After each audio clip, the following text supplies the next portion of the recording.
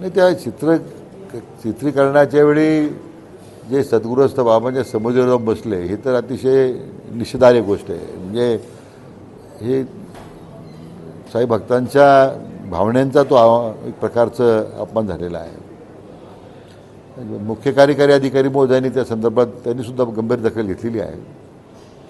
आणि मला वाटतं आता त्या संबंधीमध्ये जे संबंधित लोक ते हजर होते त्यांना शोकॉज देणं, त्याची माहिती घेणं, त्यांना कशा पद्धतीने तो जाऊ शकला त्या संबंधी मंदिराच्या, कशा पद्धतीने तो कसा बसला तिथे, तर ते चौकशी होईल. परंतु भविष्यकाळात असे प्रकार होणार नाही याची खबरदारी घेण्याचं आश्वासन आता प्रशासनानं दिलेलं आहे.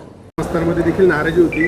साई संस्थांनी याबाबत पुढे काय भूमिका घेतलेली आहे? 13 साई या चित्रपटाचं शूटिंग जे आहे ते बाबांच्या जीवनावर आधारित, जे बाबांचे भक्त जे आहेत ज्यांच्या लीला आहेत त्या लीलावर आधारित शूटिंग चालू होतं. मंदिरामध्ये शूटिंग चालू असताना एक कलाकार जे आहेत नकळत चुकीने जे आहे तो समाधीवर बसला.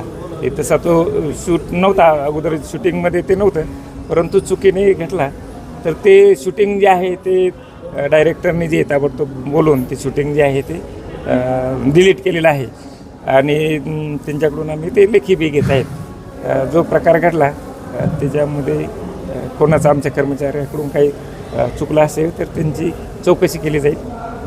भविष्यात असे प्रकार घडून येते यासाठी काय आता यापुढे उपाययोजना केली? असे प्रकार भविष्यात नाही, जो प्रकार झाला तो नकळत चुकीने झाला, असा जाणीवपूर्वक झालं नाही, ते चुकीनेच झाला. परंतु तो चुकीने सुद्धा होऊ नये म्हणून इथून पुढं जे आहे ते संस्थांमार्फत त्याचे नियम जे आहेत अटी शर्ती घालून जे आहे ते